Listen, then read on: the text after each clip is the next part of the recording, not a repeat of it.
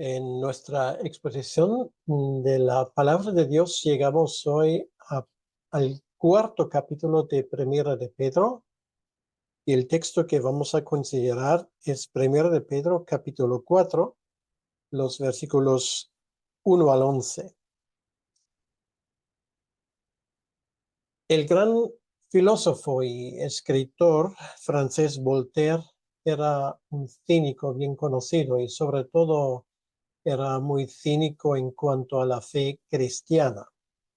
Se burlaba de la fe de Jesucristo en muchas ocasiones, pero al final de su vida, en sus últimos momentos, realmente ese burlador se volvió en una figura más bien trágica. Se cuenta que cuando ya quedaba ninguna duda de que su vida iba a acabar, que Voltaire pidió a su médico de hacer todo lo posible para prolongar su vida. Incluso se cuenta que él le ofreció toda su fortuna que él había ganado a lo largo de su vida si él pudiera añadir un poco, por lo menos, a su vida. Sin embargo, su médico le tenía que decir la cruda verdad y le dice: Señor, con todo el dinero que usted me ofrezca, yo no puedo hacer nada por usted. Entonces se dice que Voltaire exclamó en desesperación: entonces voy al infierno y tú me acompañarás. No es el único ejemplo de personas que en los últimos momentos de su vida realmente lo pasaron muy mal. Otro ejemplo sería, por ejemplo, Stalin, el gran dictador de la Unión Soviética. Y esto es lo que cuenta su hija en sus últimos momentos de su muerte.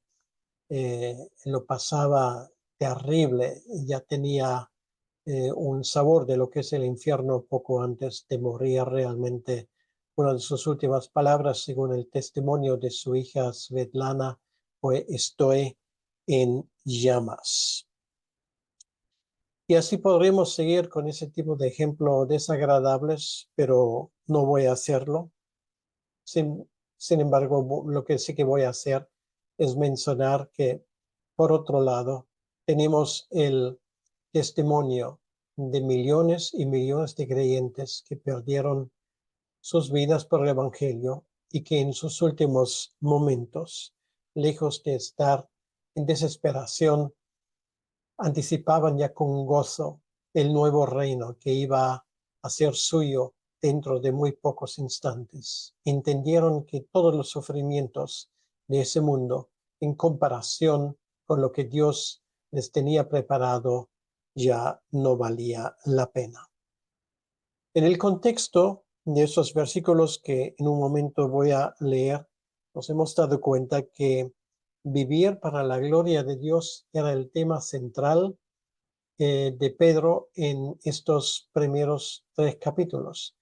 Y termina el capítulo 3 con el ejemplo de los sufrimientos de Cristo. En otras palabras, la vida cristiana es una vida que se define por la gloria, por un lado, pero por la gloria en medio de sufrimientos.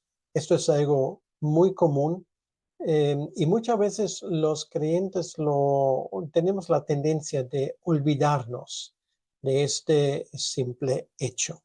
Por lo tanto, vamos a seguir con los primeros 11 versículos del capítulo 4, y dice así el apóstol Pedro: puesto que Cristo ha padecido por nosotros en la carne, vosotros también armaos del mismo pensamiento, pues quien ha padecido en la carne terminó con el pecado, para no vivir el tiempo que resta en la carne conforme a las concupiscencias de los hombres, sino conforme a la voluntad de Dios.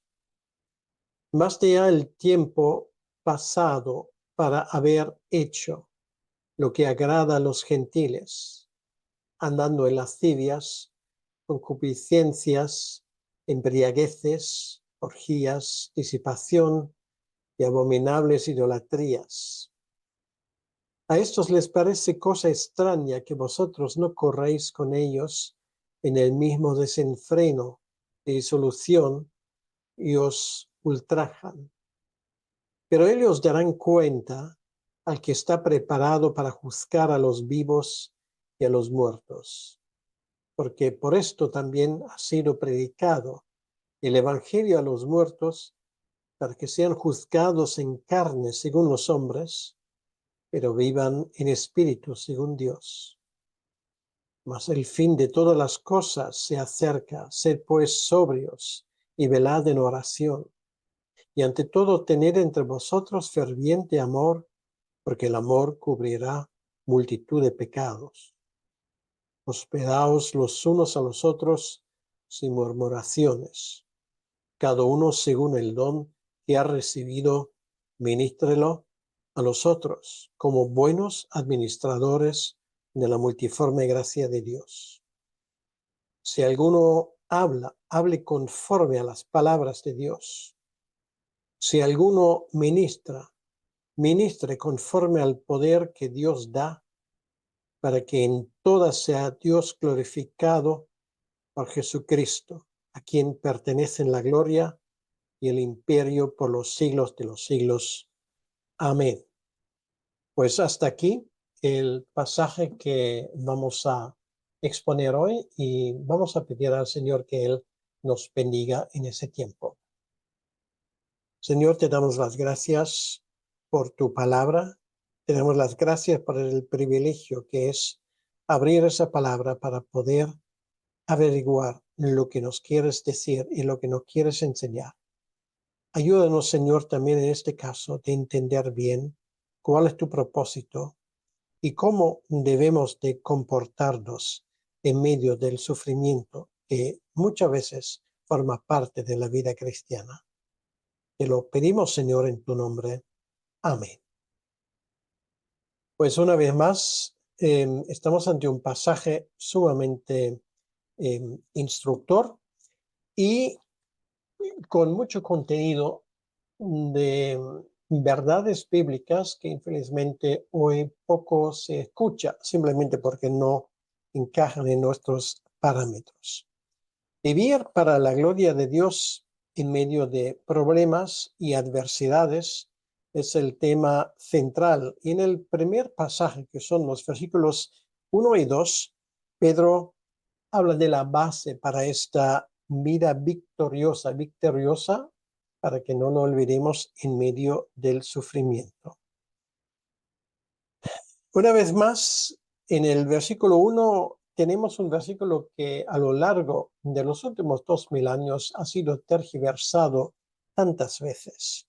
Cuando dice aquí, puesto que Cristo ha padecido por nosotros en la carne, vosotros también armaos del mismo pensamiento, pues quien ha padecido en la carne terminó con el pecado. Esto no tiene nada que ver con esa idea del sufrimiento meritorio, como algunos creen. Nada tiene que ver con un supuesto efecto purificador del sufrimiento. La idea más bien es la siguiente: Dios envió a Cristo en la carne. Él parece sujeto al pecado, no lo es, pero sí que tenía una naturaleza humana, pero sí en la cruz Él voluntariamente se hizo pecado por nosotros. Quiere decir que Él cargó con nuestros pecados. Y ahora, pues, Él, habiendo asumido nuestra culpa, lo expió completamente y después de la resurrección, Él vivirá con su nuevo cuerpo de resurrección para siempre. Por eso Él puede decir aquí: quien ha padecido en la carne terminó con el pecado. Este quien no es aquellos que, sino este quien habría que escribirlo con mayúsculas, porque esto habla de Jesucristo. Él ha terminado con el pecado. Entonces, realmente lo que es el enfoque de ese versículo es que nosotros como creyentes estamos completamente identificados con Él. Ahora, nuestra vida aquí en la tierra no debe de haber semejanza a la vida que llevamos anteriormente. Ahora, no tenemos nada que ver con el pecado, porque esto va en contra de nuestra nueva naturaleza. Morimos por el pecado. Bueno, de hecho, morimos para el pecado. Eso quiere decir que el pecado ya no tiene ningún tipo de poder sobre nosotros. Y por lo tanto hay que decir que un creyente al que le gusta vivir en el pecado da señales de una cosa, que realmente no es creyente. Y sé que hay una corriente muy importante que dice que eso no importa, lo importa es que hemos hecho la confesión de fe. No, Señor. El Nuevo Testamento no sabe de ese tipo de cosas.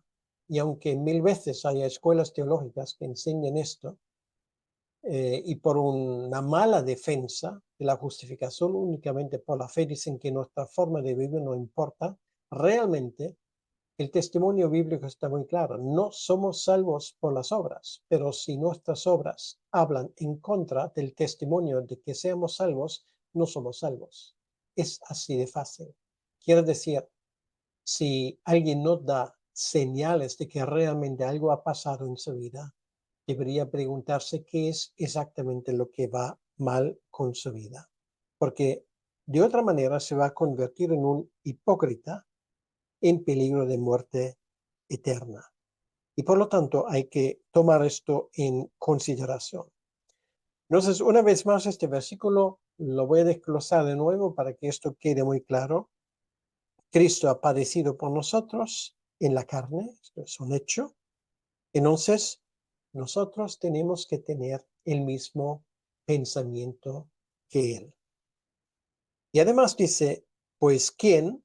Quiere decir, aquel que ha padecido en la carne, que es Cristo, terminó con el pecado. Quiere decir que ese pecado ya no tiene poder sobre el creyente y sobre nosotros. Y esto tiene efectos. De esto leemos en el versículo 2, porque ahora Pedro explica lo que significa la vida nueva para el creyente. Tiene una consecuencia negativa y otra consecuencia positiva. Pedro empieza con la negativa. Dice, para no vivir el tiempo que resta en la carne.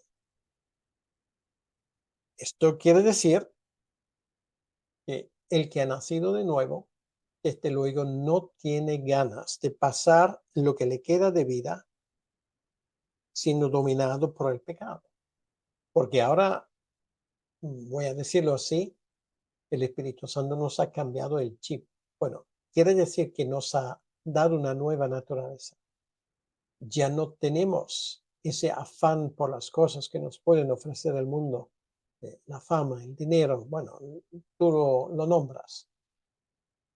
El mundo está obsesionado con esto y eso da igual si son pobres o si son ricos, porque una persona no puede ser demasiado pobre para que no tenga afán por el dinero, ni suficientemente rico para perder ese afán por el dinero.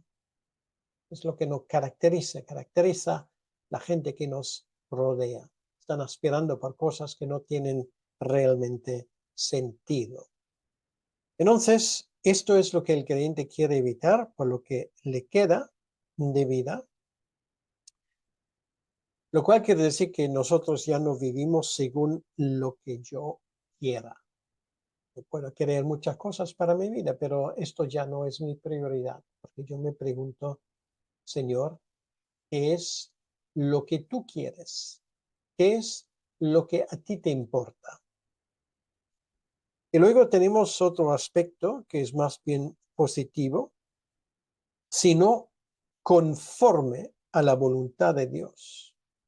Quiere decir, el creyente ahora, si una cosa le caracteriza es su deseo de vivir según la voluntad de Dios que se revela aquí en el libro que Él nos ha dejado, la Biblia.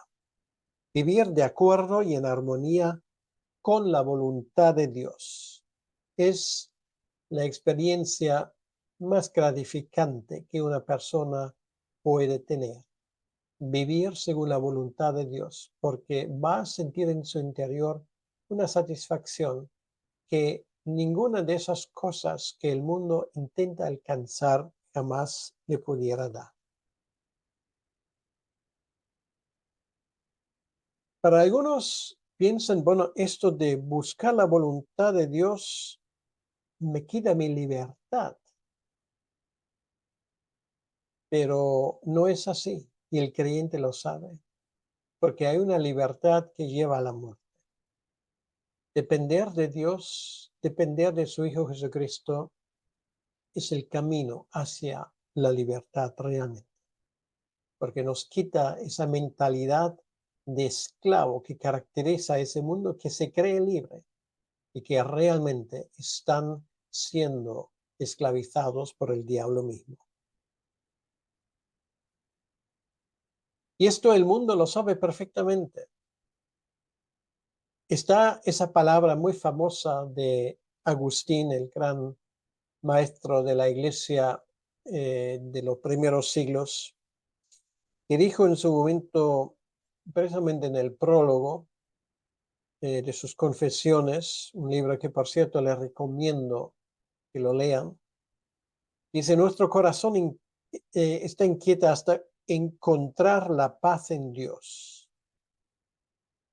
Pues, sigue Agustín, ¿eres tú el que despierta y le mueve al hombre para que se deleite en tu alabanza?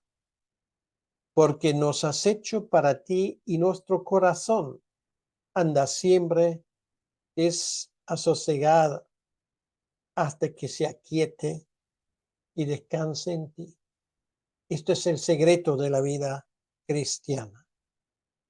Y todo el tiempo que hemos malgastado sin conocer a Dios, y todo el tiempo que hemos malgastado siendo creyentes pero desobedeciéndole, está perdido para siempre. Puede que de eso nos vayamos a lamentar algún día, y eso lo digo particularmente a los creyentes. Tú sabes perfectamente que esta vida no es el no va más. Bueno, a esas alturas tal vez te has dado cuenta. ¿Y por qué entonces no usas lo que queda de vida para someterlo a la voluntad de Dios, obedecerle de corazón? El tiempo perdido nadie lo puede recuperar. De esto habla Pedro ahora en el versículo 3. Él compara la vida nueva con la vida anterior. Dice, baste ya el tiempo pasado para haber hecho lo que agrada a los gentiles. Para hablar más en concreto, lo que hace Pedro aquí, da una pequeña lista de cosas que ya no pueden tener lugar en la vida de un creyente.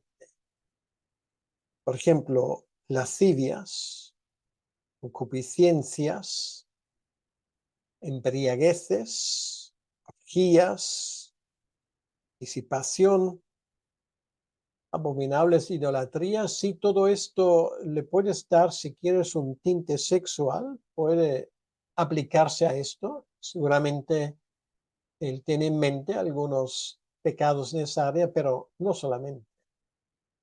Las concupiscencias, por ejemplo, el desear lo que Dios ha prohibido, eso también tiene otras aplicaciones. Básicamente describe a una persona que busca su propio placer, que busca lo que hoy se llama autorrealizarse. Y de eso trata la legislación en nuestros países en una medida más creciente, en la medida que se aniquila lo que nos queda aún de valores cristianos y se introduce el neopaganismo, porque de eso estamos hablando. El hombre es la medida de todas las cosas. No es un versículo de la Biblia, sino una frase de Anaxágoras, que era un filósofo pagano. Y esto precisamente se ha convertido en el lema de Naciones Unidas, para dar una idea a dónde nos lleva todo esto. Y esto es lo que caracteriza a la humanidad sin Dios, una humanidad vacía que no encuentra sentido en la vida, que va de una tontería para otra, sin rumbo, como ovejas que no tienen pastor. A veces a algunos creyentes se le ha cruzado por la mente, ahora que soy creyente, ¿podría ser que me estoy perdiendo algo siguiendo a Cristo? Miro a mis amigos, les va por regla general mucho mejor que a mí. Parece que todo está perfecto y yo, que intento seguir al Señor, pues veo que se me está echando un palo detrás de otro. Ahora, quiero que sepas una cosa. Cristo nunca nos ha prometido, nunca, y tú lo sabes, que aquí en esta vida íbamos a tener una vida placentera, tranquila, sin problemas. Hay momentos cuando esto sí es el caso y damos gracias a Dios por esos momentos. Pero por regla general, lo nuestro es una lucha. Y lo único que te pierdes si no estás con Cristo son decepciones, porque das cuenta que todo lo que tú tenías como sueño, una casa propia, un carro, una familia, bueno, no son deseos ilegítimos. Pero si esto es tu única esperanza, te puedes darte cuenta que el Señor te quita el carro, te puede quitar la casa, te puede quitar tu familia. Esto es posible y pasa en estos días. Lo están sufriendo personas que siguen a Cristo, y eso es precisamente el resultado de su fe. Pero si tú pudieras sentarte con ellos para preguntarles, ¿te arrepientes de haber seguido a Cristo? Te garantizo que la respuesta unánime sería: ¿pero de qué me hablas? Yo sé que mi Redentor vive. Y aunque aquí me puedo perder de todo, eso lo cuento yo como ganancia. La vida sin Cristo nos hace egoístas, insatisfechos continuamente. El que tiene Cristo, sin embargo, puede dedicar su vida a los demás y además llevará una vida lleno de satisfacción. Esto caracterizaba la vida de muchos antes de conocer a Cristo, esto de ir detrás de sueños no alcanzables. Y tenían el aplauso del mundo para esto. Aquí nos damos cuenta que de repente hay un problema. Tú y yo nos hemos dado cuenta que Cristo ofrece algo mucho mejor que lo que este mundo nos está ofreciendo. Y por lo tanto, ya no nos atrae la propaganda mundana. ¿Y qué vamos a tener? Pues vamos a tener oposición. Vamos a tener oposición de aquellos que supuestamente son nuestros amigos en el mundo. Versículo 4 dice: a estos les parece cosa extraña que vosotros no corráis con ellos en el mismo desenfreno de disolución que os ultraja. Quiere decir, ellos buscan alcanzar el viento, no lo alcanzan, pero si tú no les sigues en ese intento inútil, se burlan de ti. Pues esa reacción que tenemos aquí es una reacción normal, porque al diablo al fin y al cabo no le gusta perder clientes. Vivir y hacer lo que a uno le da la gana parece hoy la cúspide de la existencia humana, la autorrealización. El que no vive a base de esto es un ser extraño, raro. Pero sin embargo, esto no es el final de la historia, porque nos damos cuenta en el versículo 5 que llega el momento de la verdad. Ellos darán cuenta al que está preparado para juzgar a los vivos y a los muertos. Llegará el momento del juicio. Y los que me conocen saben perfectamente que yo soy uno de aquellos que cree que estamos en medio del juicio divino, por lo menos en lo que comúnmente se llama el mundo occidental. Esa gente que han puesto su confianza en sus locuras, inspirados por el diablo mismo,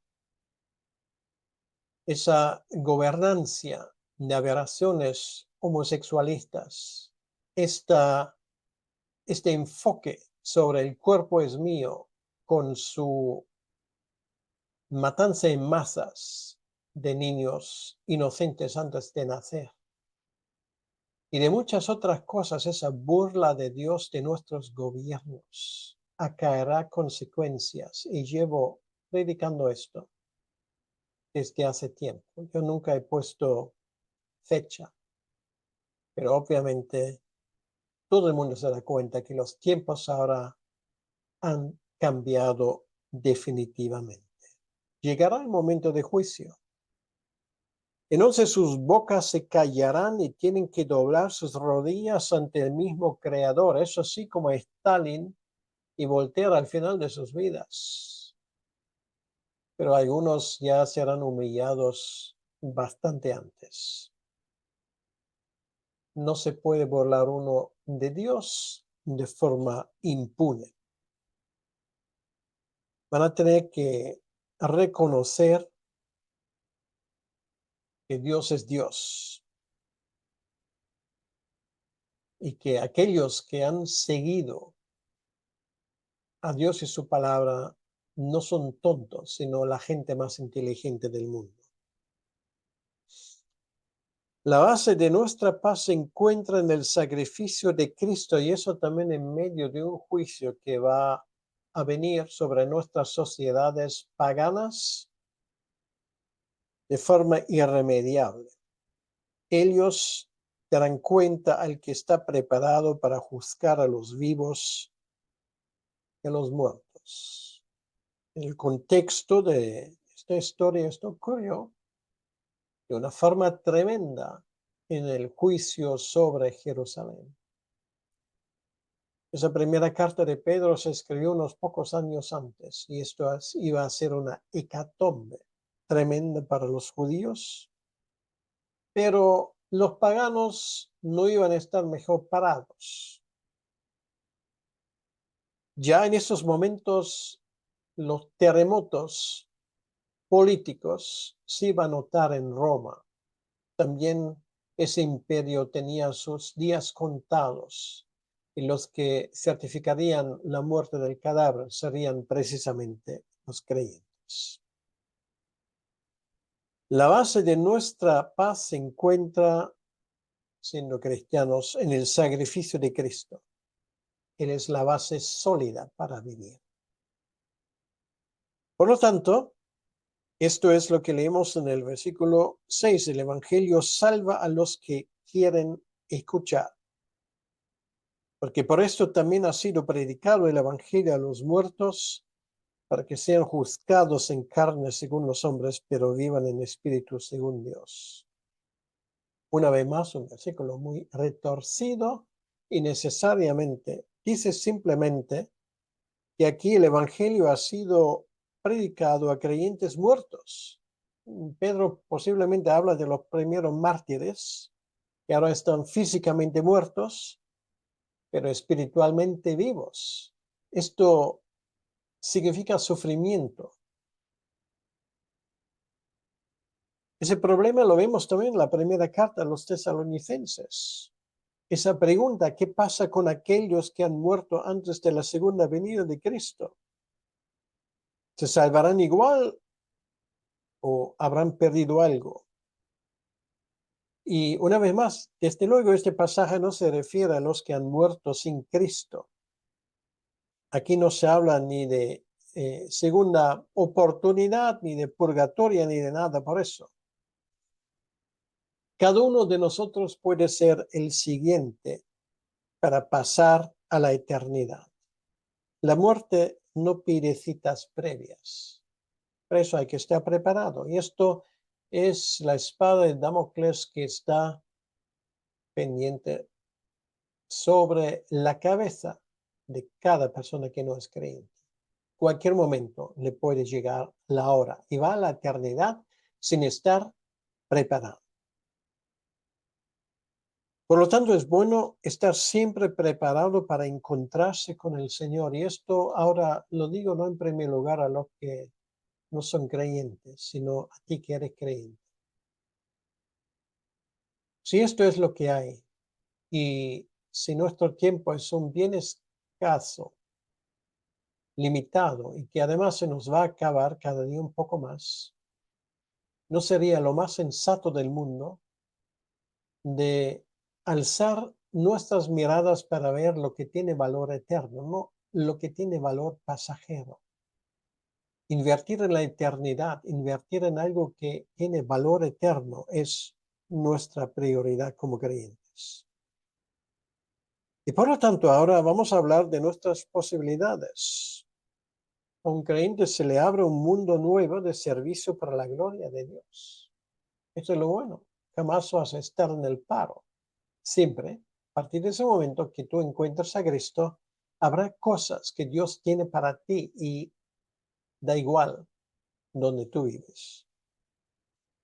Dice aquí en el versículo 7, y esto es el pasaje que va hasta el final de lo que vamos a considerar hoy, lo que tenemos que hacer como creyentes es vivir a la luz del reino de Dios.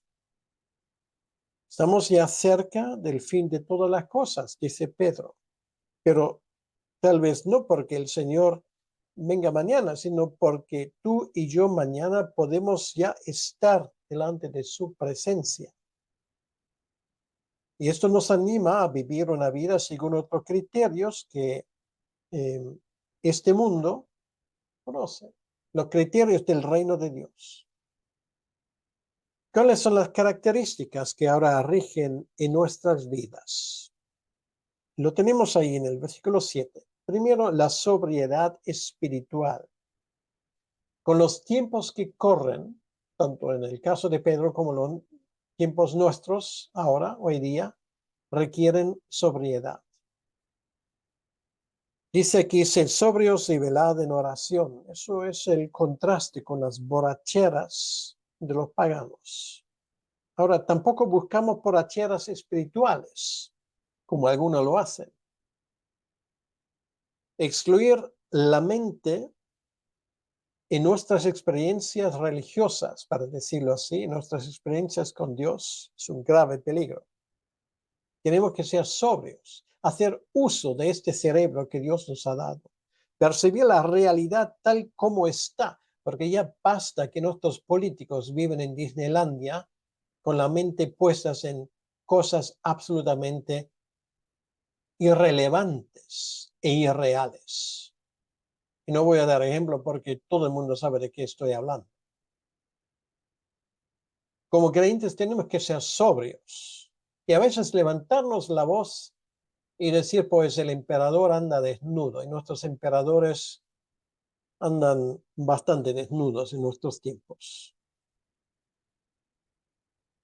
No tenemos que tampoco peregrinar detrás de cualquier gurú evangélico en búsqueda de siempre nuevas experiencias cada vez más extravagantes. Sobriedad es lo que nos hace mucha falta en nuestros tiempos en el siglo XXI. Y la venida del reino de Dios no nos debe llevar a especulaciones fantásticas, sino a la sobriedad, a preguntarnos qué es lo que está escrito realmente.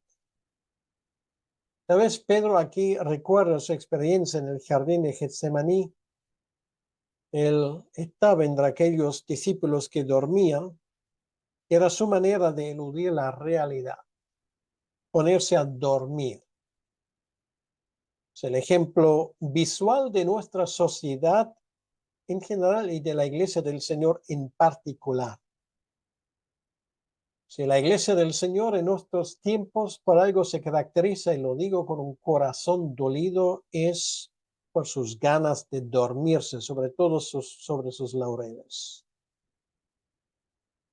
Lo que es importante, por lo tanto, es vigilar y orar. Y no somos atentos, dice Pedro, porque no oramos. No hay nada más preocupante que una falta de oración en la iglesia. Una iglesia que no ora con fervor no merece este nombre. Un creyente que no se dedica antes que nada a la oración fácilmente es engañado por el diablo. Aparte de la oración no vemos nada salvo tal vez fuegos de paja. En segundo lugar, el creyente es caracterizado por su amor ferviente. En el versículo 8, y ante todo tened entre vosotros ferviente amor, porque el amor cubrirá multitud de pecados. Ferviente aquí no es el sinónimo de emocional, sino de constante. Esto es usado por un caballo en toda velocidad, esa palabra, que no baja la velocidad. Es el amor que todo se cree, no insiste en los pecados de los demás. Amar a los que Dios pone en nuestro camino, tenemos que hacerlo con el amor que ya está derramado en nuestros corazones. Y de allí tiene que salir ese amor. Tus hermanos son tu galardón. ¿Los aprecias? Dale las gracias que no todo el mundo es como tú o yo. Dale las gracias a Dios que Él te ha puesto hermanos y hermanas a tu lado que son diferentes y distintos. Mira cómo se aman. Era la señal de los primeros creyentes, según el testimonio de más que un contemporáneo. No tenían pegatinas en sus carros y se les conocían por sus programas de crecimiento de iglesia. Simplemente se amaron y esto les hizo terriblemente atractivo para un mundo que no sabía lo que es el amor, que no busca lo suyo. Lo siguiente es hospitalidad, versículo 9. Hospedaos los unos a los otros sin murmuraciones. Pues hace 2000 años no había teléfonos, ni emails, ni WhatsApp para anunciar visitas. Sin embargo, había la necesidad muchas veces de viajar. Era lógico que Pablo y sus compañeros se hospedarían en casas cristianas. A nosotros es el desafío, la pregunta, ¿abrimos nuestros hogares o están cerrados como un castillo bajo todo tipo de excusas? El apartamento es muy pequeño, pero puedo atenderles, estoy ocupado, que mil cosas podemos alegar. La hospitalidad, sin embargo, a través de los siglos sigue siendo un tesoro casi perdido hoy en día. Dice la escritura de que incluso algunos, sin haberse dado cuenta, han hospedado ángeles. El siguiente y lo último, que es el ejercicio de dones para la edificación de todos. Estamos hablando de actividades que tú y yo podemos llevar a cabo. Sobriedad, vamos a repasarlo. El amor ferviente que no cesa. La hospitalidad. Bueno, ¿tienes una casa? Grande, pequeña, da igual. Pues puedes ofrecer hospitalidad a otros. Y ahora el último tema, el ejercicio de dones para la edificación de todos. Dice Versículo 10, cada uno según el don que ha recibido, ministrelo a los otros como buenos administradores de la multiforme gracia de Dios. Un don es una manifestación de la gracia de Dios, es la gracia de Dios hecha visible, para decirlo así. No es tanto lo que tú crees que tienes, sino lo que también los demás reconocen en ti. No es que todo te sale fácil, sino con lo que más efectivamente sirves a los demás, que es un don. Un don no se descubre haciendo un test o un examen, sino sirviendo en la iglesia. Y esta es la forma de descubrir los dones, porque los demás te lo van a decir, créemelo. Curiosamente, hoy la mayoría cree que tienen los dones más llamativos de la enseñanza y, por supuesto, como ellos entienden la profecía, las lenguas y sobre todo parece que la exhortación. Algunas de las barbaridades más horribles en mi ministerio he escuchado de gente que supuestamente tenían el don de enseñanza en sus propios ojos, pero era un martirio tener que escucharles. Cada creyente tiene, según ese texto, por lo menos un don, cada uno, dice aquí. Así que no digas, no tengo don, lo tienes. ¿Cuál es? Pues pregunta a los demás. Alguna cosa habrá que Dios usa para bendición en la vida de los demás. Y el lugar para averiguar es la iglesia. El enfoque aquí con los dones siempre es servir a los demás, no a ti mismo, a los demás. Y Pedro aplica ese principio a dos tipos de dones particulares que tienen que ver con la lengua y los que tienen que ver con las manos. Hablamos primeramente de los dones orales. Si alguno habla, dice el versículo 11, hable conforme a las palabras de Dios. Nuestras palabras, cuando hablamos, deben de edificar. Somos administradores, Dios, no somos Dios, somos sus administradores. Lo que tiene que hacer que nuestras palabras tienen que servir su cometido. Un sermón, por ejemplo, para transmitir la palabra de Dios, es una cosa muy seria. Y uso esto porque esto es lo que me toca a mí. Subir a un púlpito a hablar en el nombre del Señor debería ponernos a templar.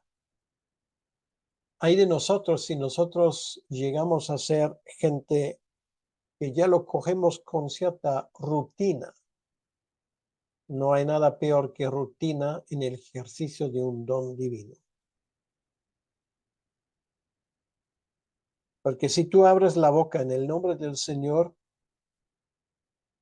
y sin embargo no estás seguro que tienes un mensaje del parte del Señor, piénsatelo dos veces. No hay que darse las gracias a alguien, no hay que darle las gracias a alguien que habla en el nombre del Señor, que cumple solamente un deber. Ni tienes que esperar a que otros te den las gracias, porque simplemente eres un canal, no es tu mérito, para que no se te les suba a la cabeza. Igual como el que barra la iglesia o recoge las sillas después del culto, también el que predica, el que tiene un ministerio más llamativo, es simplemente un ministro, un siervo del Señor. Dios nunca nos da las gracias y Él tampoco quiere que recibamos honores que no nos corresponden. Así que si la gente se olvida de darte las gracias y tú lo notas como una falta de educación, piensa en lo siguiente. ¿Qué les has dado que no te fue dado antes? Simplemente has desempeñado un ministerio como siervo inútil. Si los demás te lo agradecen o no, ¿a ti qué te importa? Y luego los dones de acciones. Dice si alguno ministra, ministre conforme al poder que Dios da, perdón, versículo 10, ministren a los otros como buenos administradores de la multiforme gracia de Dios. Y ahora 11, si alguno habla, habla conforme a las palabras de Dios, si alguno ministra, ministre conforme al poder que Dios da, para que en todo sea Dios glorificado por Jesucristo, a quien pertenece la gloria, el imperio. Nuestras acciones las vamos a dar en la fuerza que Dios nos da. Y ahí está la diferencia con el mundo. No trabajamos para recibir palabras de ánimo o una recompensa. Lo hacemos para el Señor. Y por lo tanto tampoco esperemos nada a cambio de lo que estamos haciendo. La gloria pertenece de todos modos al Señor, no a nosotros. Y todavía estoy esperando el reconocimiento de los demás para las cosas que hago para el Señor. Aún no he entendido lo que es el servir a Dios y no a los hombres. Como creyentes podemos permitirnos el lujo de que los demás dan gracias a Dios, pero no a nosotros. Y a veces ni dan gracias a Dios. El tema era vivir para la gloria de Dios. Ahora, pregúntate un momento. ¿Vivo yo para la gloria de Dios? ¿Doy sin esperar nada a cambio? ¿Amo sin ser amado? ¿Sirvo sin ser servido? El ejemplo a seguir es Jesucristo.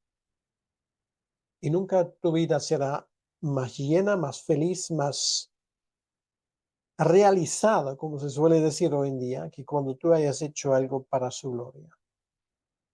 Porque el egoísmo, también el egoísmo espiritual, es que nos roba el gozo. Pasaje muy digno de ser reconsiderado, este de 1 de Pedro capítulo 4, 1 al 11. Yo te recomiendo releer el texto y deja que el Espíritu Santo lo aplique a tu vida. Vamos a orar. Señor, gracias te damos en este día por lo que tú nos has dado. Gracias por tu presencia en nosotros. Y te pedimos, Señor, que tú nos cuides, que tú nos ayudes a poder hacer las cosas a tu manera. Gracias por tu presencia en nuestras vidas y te pido que esas palabras sirvan para que otros sean edificados en la fe. Te lo pedimos, Señor, en tu nombre y para tu honra y para tu gloria. Amén. Que Dios te bendiga.